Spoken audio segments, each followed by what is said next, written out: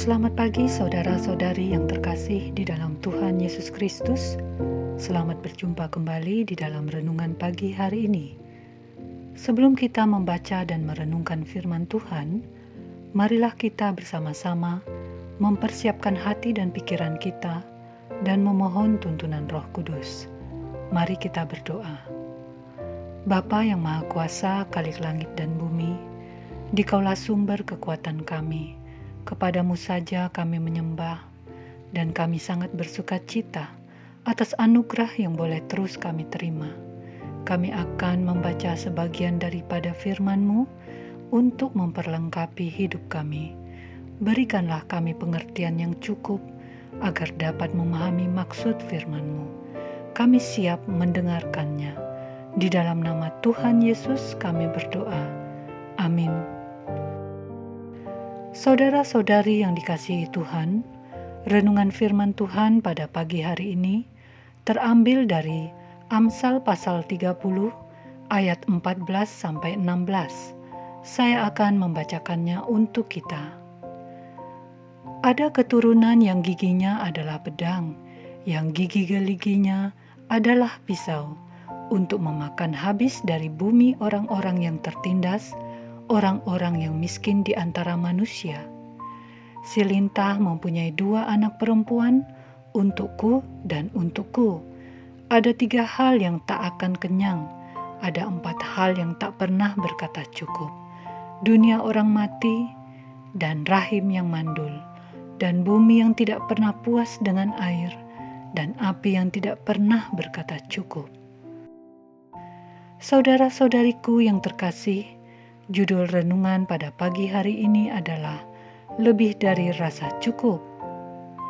Saudara-saudari yang dikasihi Tuhan, asal ada kecil pun pada, sebuah peribahasa yang sering kita dengar untuk mengungkapkan rasa syukur memiliki sesuatu daripada tidak memiliki sama sekali, atau dapat diartikan kalau tidak mendapat banyak, sedikit pun cukuplah. Peribahasa ini bertolak belakang dengan gambaran orang yang diceritakan oleh Agur bin Yake sebagaimana nas Alkitab yang kita dengarkan tadi.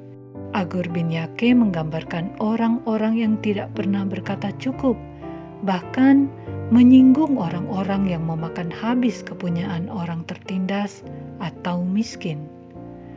Saudara-saudari yang dikasihi Tuhan, merasa cukup untuk apa yang ada pada kita itu memang sulit, apalagi untuk merasa puas, karena cukup saja belum tentu puas.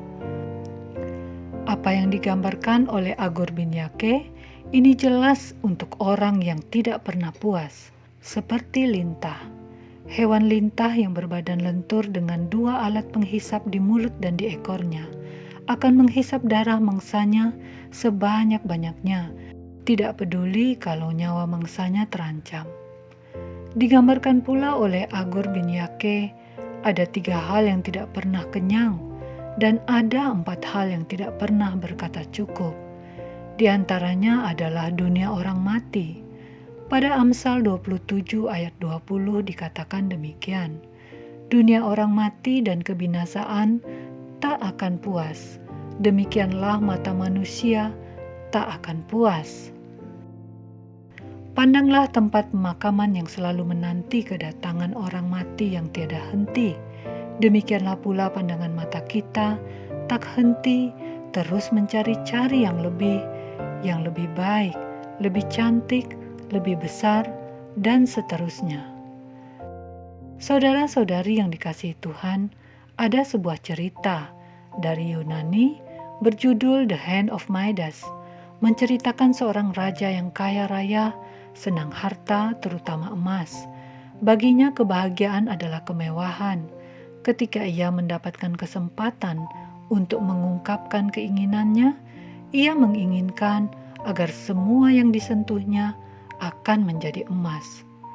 Di awal-awal ia sangat senang, karena pohon, batu, bunga yang disentuhnya benar-benar bisa menjadi emas. Tetapi alangkah sedihnya ia ketika hendak makan. Makanan dan minumannya pun menjadi emas, dan lebih lagi putrinya sendiri berubah menjadi emas akibat sentuhannya. Orang yang tidak pernah puas akhirnya akan menciptakan kesusahan, bahkan malapetaka. Saudara-saudari yang dikasihi Tuhan, Rasul Paulus mengungkapkan dalam suratnya di Filipi 4 ayat 11-12 berbunyi demikian. Kukatakan ini bukanlah karena kekurangan, sebab aku telah belajar mencukupkan diri dari segala keadaan. Aku tahu apa itu kekurangan, dan aku tahu apa itu kelimpahan. Dalam segala hal dan dalam segala perkara, tidak ada sesuatu yang merupakan rahasia bagiku, baik dalam hal kenyang maupun dalam hal kelaparan, baik dalam hal kelimpahan maupun dalam hal kekurangan. Saudara, terlihat bahwa Paulus dapat belajar dan memperoleh pengertian yang benar tentang kekurangan dan kelimpahan. Bukan hanya di dalam kondisi kekurangan ia puas, tetapi ia juga puas dalam kondisi kelimpahan. Ia puas pada segala hal keadaan hidupnya, sehingga ia senantiasa bersyukur kepada Allah. Ia tetap di dalam panggilannya, mengerjakan tugas yang dipercayakan Tuhan padanya tanpa bersungut-sungut. Saudara-saudari yang dikasihi Tuhan, bagaimana dengan kita? Mungkin saja hidup kita saat ini sudah cukup, tetapi kita belum merasa puas atas keadaan itu. Kita menginginkan keadaan yang lebih lagi, sehingga timbul rasa iri hati kita kepada orang lain dan kita menggerutu kepada Tuhan. Bagaimana agar timbul lebih dari rasa cukup? Saudara-saudari yang dikasihi Tuhan, mari kita perhatikan apa yang diungkapkan Agur bin Yake, dan marilah kita belajar seperti Paulus yang mau belajar untuk puas dalam kekurangan dan belajar puas pula dalam kelimpahan. Jangan sampai timbul iri hati yang membuat kita berlaku seperti hewan lintah. Kita akan hidup bahagia bila lebih dari rasa cukup, yaitu rasa puas itu ada dalam diri kita. Rasa puas itu bukan berarti membuat kita berhenti untuk berkarya. Lebih dari itu, dengan rasa puas kita akan bersuka cita menerima hidup ini, dan kita akan bersyukur kepada Tuhan, karena Tuhanlah yang sesungguhnya memenuhi segala kebutuhan kita menurut kekayaan dan kemuliaannya. Demikianlah renungan pada pagi hari ini. Tuhan memberkati. Kita akan menutup renungan dalam doa, tetapi jika saudara ingin didoakan secara khusus, hubungi email kami. Kerinduan kami agar channel ini menjadi berkat bagi banyak orang. Mari kita berdoa. Bapa Sorgawi, terima kasih untuk firman yang diperdengarkan bagi kami. Kami ingin seperti Paulus yang mengerti benar akan apa itu kekurangan dan apa itu kelimpahan. Belajar puas dalam segala hal keadaan hidup ini. Kami percaya semua datang daripadamu. Ajarlah kami untuk lebih dari sekedar merasa cukup di dalam menyambut berkat-berkat-Mu yang disediakan bagi kami. Terima kasih Bapa. Kami memohon ampunilah dosa dan kesalahan kami. Ampuni kami yang cenderung meminta lebih, dan ampuni kami yang sering menyampaikan doa syukur kepadamu. Kiranya berkat-Mu senantiasa dicurahkan bagi seluruh yang mendengarkan firman Tuhan ini. Jadilah kehendak-Mu di dalam kehidupan kami. Di dalam nama Tuhan Yesus kami berdoa. Amin. Saudara-saudari, mulailah harimu. Kiranya kasih dan anugerah Tuhan senantiasa melimpah di dalam kehidupanmu.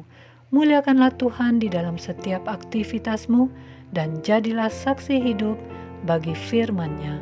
Roh Kudus menyertai kita semua. Sampai berjumpa kembali di renungan berikutnya. Tuhan Yesus memberkati.